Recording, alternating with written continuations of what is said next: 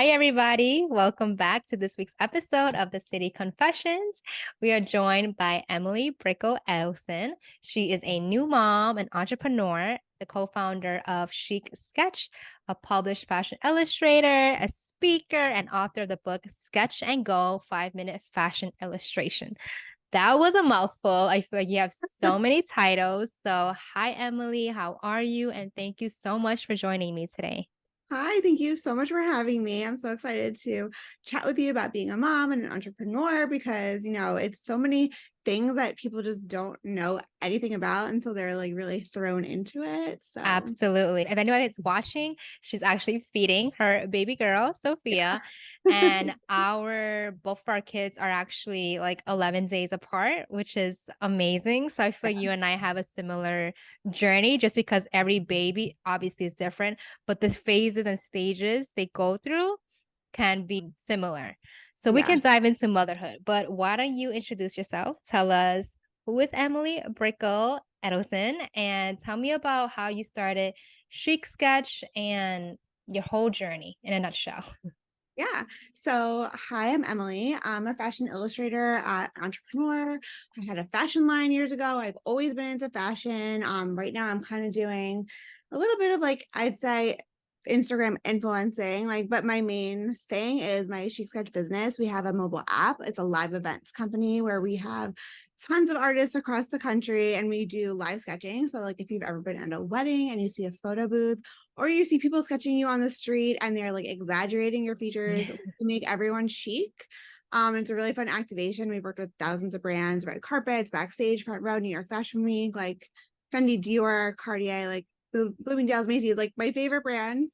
And it's so much fun to make women feel and look beautiful. And there's like a real connection there when you're sketching somebody. So I love that. And now I'm a full-time mom too, but I'm doing it all. Like I don't even know how, but just don't sleep. So I'm doing the best I can. Yeah.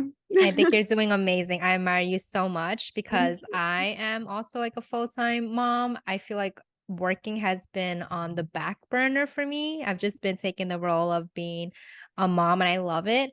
But for you as an entrepreneur, that's like kudos to you. I don't know how you do it. But let's just rewind a little bit. What is your background and relationship with New York City? So I love New York. I'm from Long Island. But I've always wanted to come to New York. My grandpa took me to FIT when I was little, and he's like, if you like fashion, this is where you have to study. So I made it my mission to go to FIT. I would commute all the time. Then I got a full-time job. After I graduated, I did internships, by the way. I did like Elle Magazine, I did trend forecasting internship, all in the city, taking the train in, and I loved Manhattan.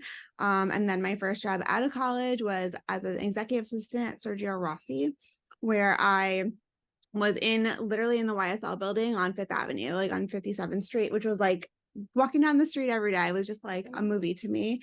It was amazing. And I worked my way in corporate and I learned so much. And then the recession hit and everyone lost their job.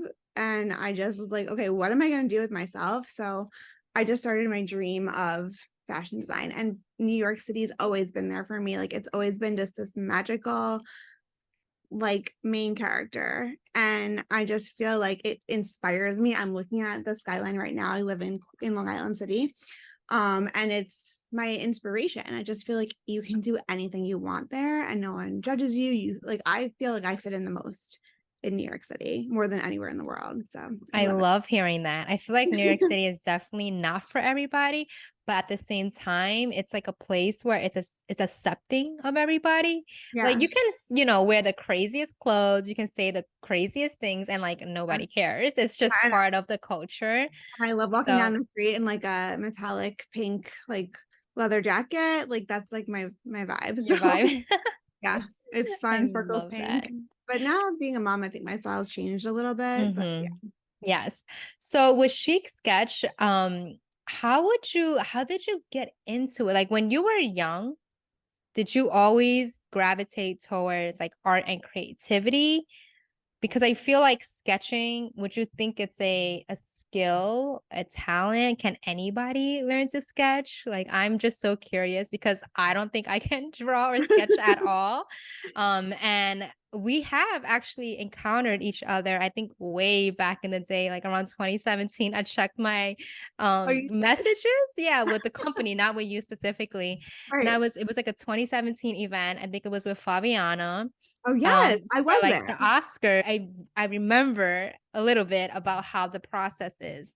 So yeah, anyways, like what I'm trying to ask you is, was this something that you were always interested in as a child? So I started fashion illustration because my dad taught me how to draw and I love doing it, but I always thought of like sketching as a means to an end. I thought it was like you do fashion illustration and then you create a garment, like you design a dress. And I didn't realize that the sketching part could be its own like career or something that you could be successful at. So I kind of just went with it and it was something I was always passionate about my whole life. I didn't study fashion illustration in college because I just felt like it is something you're born with. It is like a for me, it's just something that I can do, with my eyes In your closed. sleep, yeah. Yeah, yeah. But obviously it's something that can be taught because I teach all my artists, but I think they also have to have this like passion for it intuitively. I teach them my method.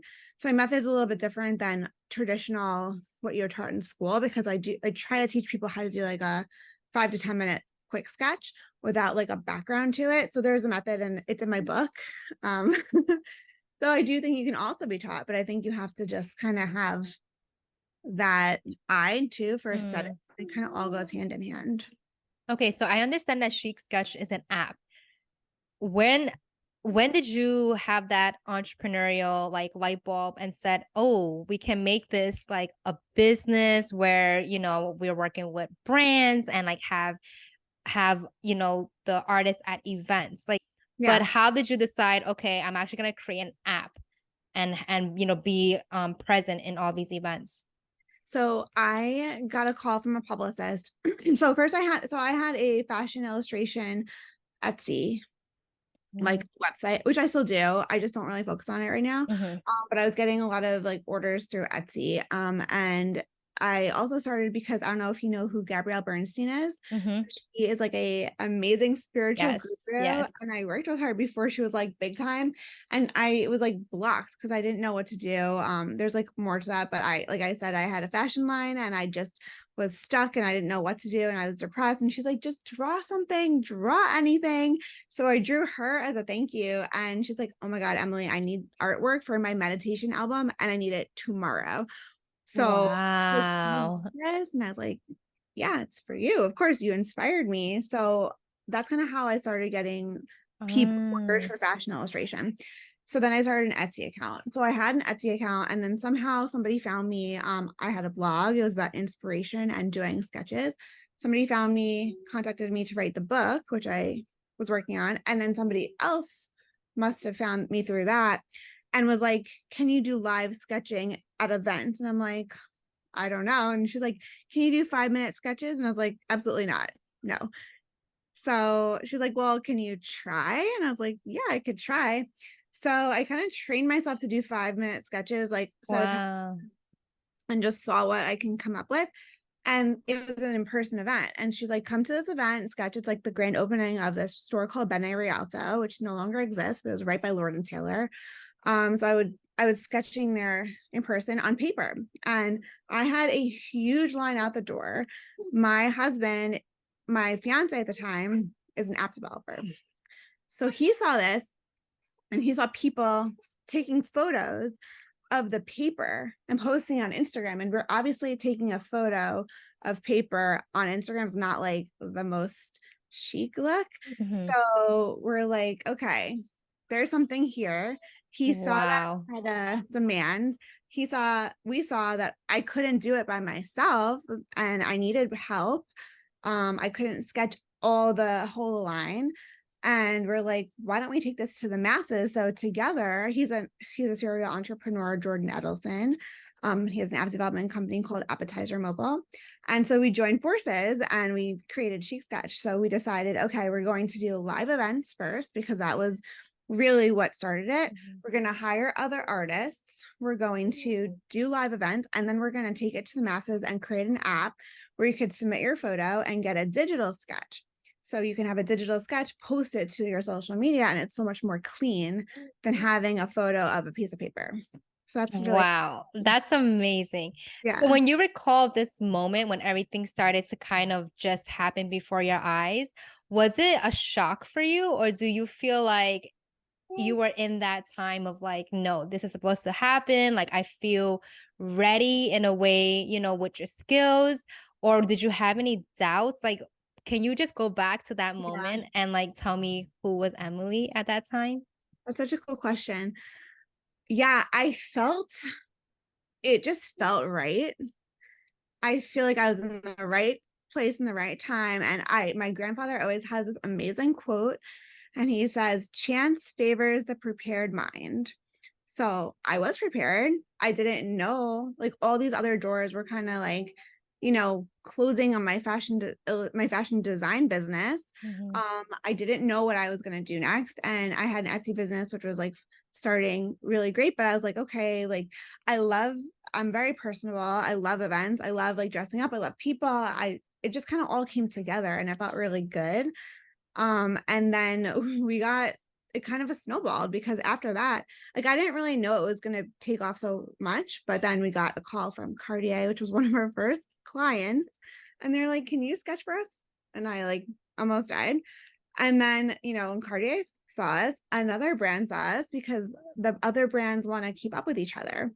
So it mhm, kind of was just like, oh, this one had her, so we need to have her, and then we need to have her, and it really just snowballed from there. So I just feel so grateful and mhm, lucky, because it was really like the perfect storm. And when the pandemic hit, obviously things changed so much. So it's cool to see like certain times in your life when you're meant to be in certain places. And then obviously for the pandemic, we had a digital like arm. We had the digital app, which was amazing. And then we created a merch shop. So you kind of like pivot based on mhm. the environment, I think. Yes. And that segues to my next question, because I was going to ask, when you recall that journey since launching Chic Sketch, what has been the biggest challenge? You mentioned the pandemic, but I would like to know, I don't want to put words in your mouth, but has Yeah. there been another challenge before that or after that with the company? Because when I hear you speak, it sounds so successful and everything was like smooth sailing, but I don't think that's always the case with businesses. So was there ever a low moment or a moment when, it was really challenging for you? Yeah. I mean, definitely the pandemic. I think we all kind of were just like, the world shut down. Like, I was like, am I ever going to wear clothes again? Am I just going to wear sweatpants for the rest of my life? Like, am I ever seeing people again? It was just like, I actually really had to start thinking about my life in a different way. And I was kind of like, okay, my career could really be taken away from me at any moment if we have a events business. I mean, thank God the app was still really successful and we had that and we were really prepared because that went amazing during the pandemic. But the thing was like, your everyone's life changed so drastically. And I just like kind of had to recalibrate. So, I mean, but also as an entrepreneur, like, it's not all like glamorous. Like, if like, you're taking out the garbage and you're Mhm, in your office, you're, like like fixing the Roomba, like you're like the door is locked, you're, doing the accounting, you're doing HR, you're hiring people, you're going in, like, you're doing all these things that is not necessarily your favorite thing to do. You're doing the payroll, you're doing this, and then eventually like you can delegate it. But when you're doing it, I think it's like so much blood, sweat, and tears. And it's also kind of like you have to just trust and you have to just relax, because if you try to control it too much, it kind of becomes like you're gripping like sand too tight, and then it just like goes right. It's I just feel like there are so many lows when you're an entrepreneur and it's lonely, but you have to be your own cheerleader, and you have to just kind of give it up to the God and the universe and trust. And it's not easy. There's never been a time that it wasn't scary. And like, you're kind of just like, how is this going to keep going? Like, how is this working, so yeah, it's crazy. Everything that you just said, I feel like can be applied to motherhood about it Yes. being lonely, about it's not being glamorous, how it's like a lot you can delegate, but then there's also her mom, your Sophia's mom. Like there's not gonna be anybody who can come close or replace you. So that's like another, Yeah. role and privilege for Mhm. sure. So tell me about the transition to motherhood because I feel like again we're on such similar paths. I believe she's 8 months now, correct? And she's looking at me right there. She's like, Yes. I see you. So is my son, and I feel like they're definitely at a good age right now because they're more interactive and Mhm. fun. But what was that fourth trimester like for you? And then just balancing career and all of it. It was actually the hardest thing I've ever done in my entire life. Harder than the pandemic. I mean, you're asking about that for career wise, but Mhm. personally, this has been the hardest thing and the best thing. And I've heard people say that, and I was like, that makes absolutely no sense. And it doesn't until you're in it because it, Right. like, was breastfeeding, and that was so hard for me. There was a point where I was like pretty much suicidal. Like, I was the hormones and this and that. It's just like, and the non sleep and the just being, it really played with my mind. And I think like she's like the best. And it Mhm. was just like the mechanics of certain things like the breastfeeding and the non-sleep and the, what do I do next? And all of those things are the scariest. But then again, like what you said, and what I said about business is when you just kind of trust and let go and be like, nobody knows, nobody has a handbook, you figure it Mhm. out, you trust, your little baby, you use your intuition and see what they need. um and that's like the only way to navigate it because you really just don't know how to do anything. Absolutely. So for the first, let's say 3 or 4 months, did you really, you know, intentionally say, I'm going to play mom? Or did you have a timeline for yourself of, taking back the role of being an entrepreneur? Or how did you manage both roles at the same time? So I don't really feel like I'm managing either one perfectly or good half the time or all the time. I don't know. I really didn't imagine myself being home, which I am fully 100% mostly like taking care of her all day. Like I don't really have I have my in-laws but and my mom, but I really don't have like how we go on date nights I'm on the same boat as you. you Hmm. know? So I'm like in her naps, I'm doing work. When she's sleeping at night, I'm doing work and I'm tired. So I'm not even able to do more than like an hour or Hmm. two, but I do feel like it prioritizes you. So instead of like when before I had her, I had all day to do like certain tasks. And now I have 20 minutes or 27 minutes for her nap. And then I have like 1 or 2 hours after she goes to sleep. And I'm like, this has to get done and I'll get it done so much faster. And it's just, I don't know how, but I don't feel like I'm doing, like, I feel like I'm a really good mom, but I don't feel like I'm doing my job really good right now. And I just feel like I'm grateful that I can kind of, like, I have a support system in my company right now. Like, it's kind of like, we have other people who are helping us work on everything. And I can delegate, but I don't know how I'm doing any of it. And I feel like I'm a total failure like every single day. And then I'm like, oh, I didn't plan enough like interactive things for her. I'm like, oh, I have to do this. I have to do this. Like, how am I just like, I'm just letting her sit there with her toy. Like, I'm not being a good mom. Like, It's a it's, lot. It's a lot of pressure. And trust me, I'm with you on that. I also came across this TikTok video and I want to know if you can relate because I feel like she summarized it perfectly. People say like when the baby sleeps, you sleep, that's more for like the newborn stage.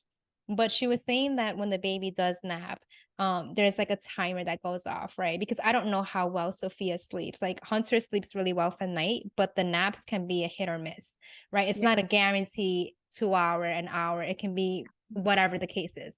He usually meets his quota, but I don't know. when Right. that ends and when that starts. Yeah. So with that being said, she was basically saying that once her baby goes to sleep, like this timer goes off, but you don't know if it's 10 minutes, if it's 60 minutes, if it's 2 hours. And then Yeah. in that time, you're trying to do everything at once, but you never get it done because then the timer goes off. So you can't fully ever carve out the proper time. And I was like, that's so true because Yeah. people think, oh my God, your baby's napping, you can do all this stuff. But some of the stuff that we do are not even things that we necessarily want to do. It's more like self care, like taking a shower, grabbing a snack, Same. like Yeah. having a moment to relax. And I try to do those things when my son is actually awake. So I feel like Mhm. I'm killing two birds at once. Yeah. But then it's like what you said. Sometimes I feel guilty if I put him in a bouncer and I'm like taking a shower. I'm like, Yeah. it's like, it's so much pressure. So I know. I feel relieved to hear that about you going through it because honestly, I know social media is just a highlight reel, but I'm always impressed by you. And I'm like, oh my gosh, she's dressing up her baby. Like Sophia's so cute with her bows and her outfits. Like, how does she even get her dressed? Because mine is just like in onesies and like the zip ups. Yeah. So, um, It's like how that 5% of the time. That's right. like 5% of the day. She's in a boat for 5% of the day. Like, I'm like, oh, I need to have some Instagram content. Like, let me put a bow on her. But it's not like that all day, you know? Okay, so I would like to tie in the city and being a mom. Has it changed your perspective for the future or the vision of like raising a family? Do you like the fact that you're in New York and being a Yeah, mom, or have you had the conversation with your husband about potentially moving elsewhere? Tell that's a me good about. question. I honestly, I feel like, I know it's like weird to say, but I feel like I'm the black sheep of like everything. Like, I don't feel like I fit in anywhere I go besides New York. Like, I'm from Long Island. I don't feel like I fit in there. I feel like people think I'm like nutso for wearing this pink fluffy, like whatever, like you see my Instagram, like I'm wearing Yeah. pink fur line, whatever. That makes me happy.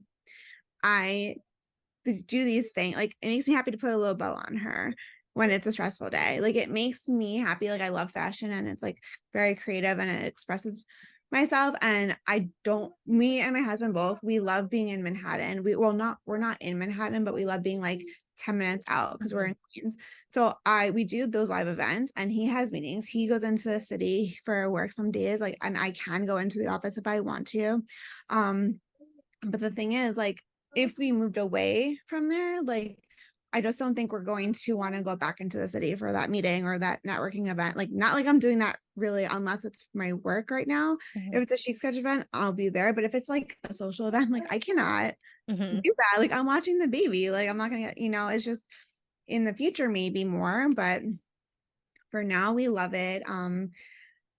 I we are moving soon, Oh, which okay. is, but very Where can in the same I building, ask? Okay. in the same building. Okay. Just like a bigger apartment. So she gets her Mhm. own room. We have more space. And I can see myself here for at least 5 more years. And then I think we're gonna reevaluate it after that. And because I really want that huge cloffice room, which you can't get here, obviously. Yeah. I want more space, but I'm not willing to move away yet. So I think that's something that we're gonna have to like see where we're at in like 5 or so years. Mhm. So I would love to know, with you being an entrepreneur and having a presence on social media and also being the co-founder of Chic Sketch, what is like one misconception you think people have of you? Like, do you talk openly about your struggles, about motherhood? Do you get vulnerable?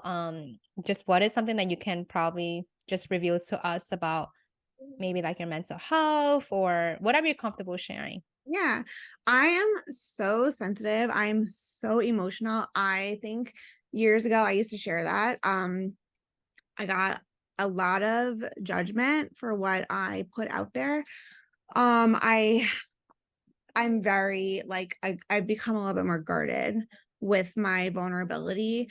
And it's hard to be vulnerable because also like the state of the world right now for me is Mm. very, very scary situation. I'm Jewish. It is like the most terrifying thing. I have definitely been a little bit more like private on social media lately just because I'm scared and like the world, like I think since COVID, like my perspective of the world has just changed so much. And I really try to focus on my mental health. I really try to focus on like working out or things that I can do to make myself happy. And I kind of realized like the social media and whatever and your job, like those are all external things and they're like they're pluses too. But I think you have to really focus on like your own happiness, Mhm. your own health. And it is something I used to always feel like I had to like explain myself and I had to like, justify. And I'm such a people pleaser.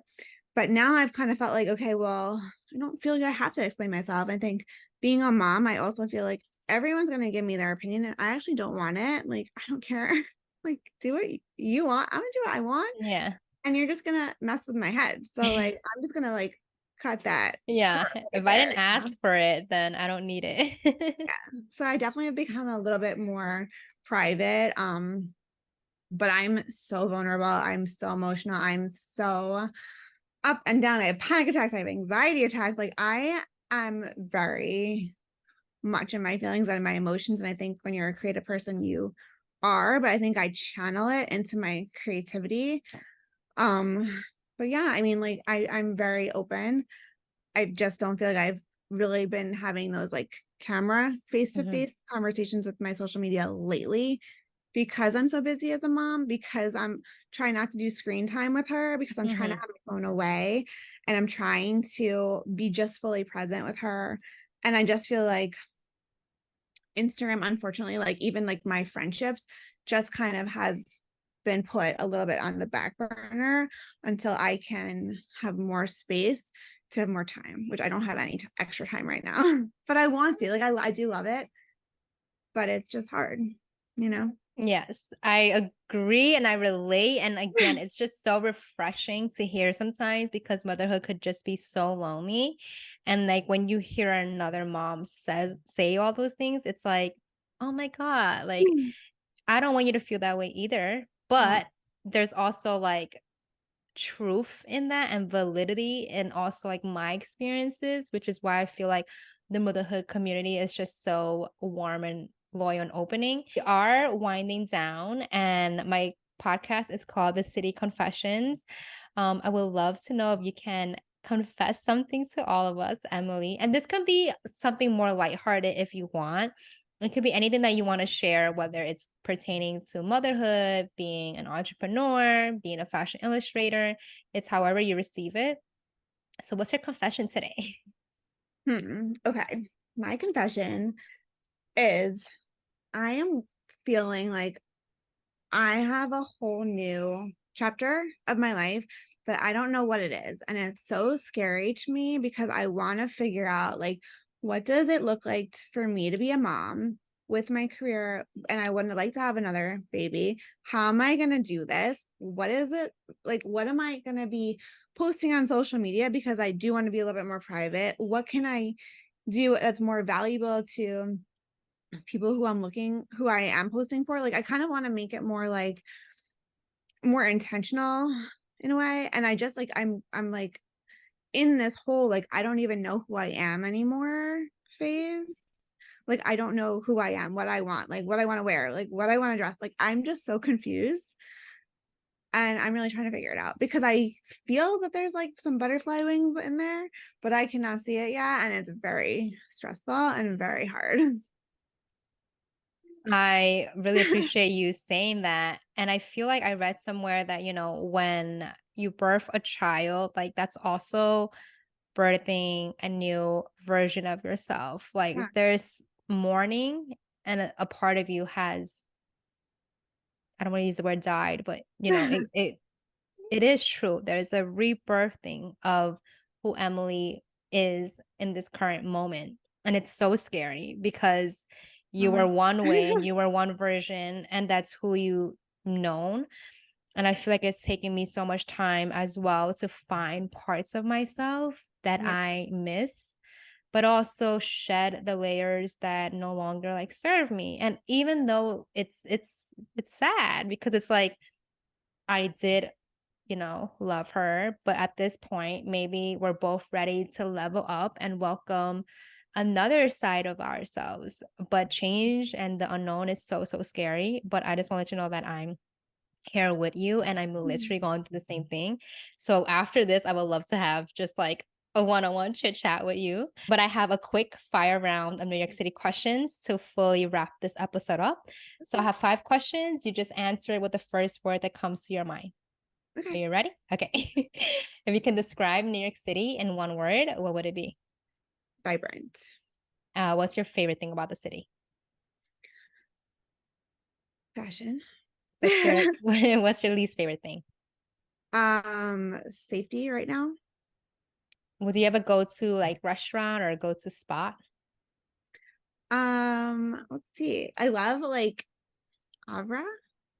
What's that? Where is that? Avra. It's like in Times Square, like right by Rockefeller Center. Okay, I'm Radio like never City. there. That's why. Radio City. Yeah, we are in Midtown a lot. But My what other is it? Is it a cafe or is it no, it's like a a, a a Greek restaurant? restaurant. Oh, okay. Yeah. Let me look into that. And if you can thank New York City for one thing, what would it be? Oh, thank you for my inspiration, my career, my drive, and my passion, and feeling like I really belong somewhere. Well, I love that so much, Emily. I totally appreciate you taking time to speak with me. I feel like I've gotten to know you better, and I hope my listeners felt inspired and moved. And just, I don't know, like if you're going through something similar, you don't have to be a mom. You can just be somebody who's navigating New York City, navigating adulting or wherever you're at in life. It's like I think the reason why I do this podcast is to show that we are real people going through real issues but still managing. And that's all that, you can really do. Yeah. So I appreciate you, Emily. Thank you so much. I'm going to have all of Emily's information in the show notes. Being said, thank you so much. And I'll talk to you all next week. Thank you for having me. Okay, bye. Bye.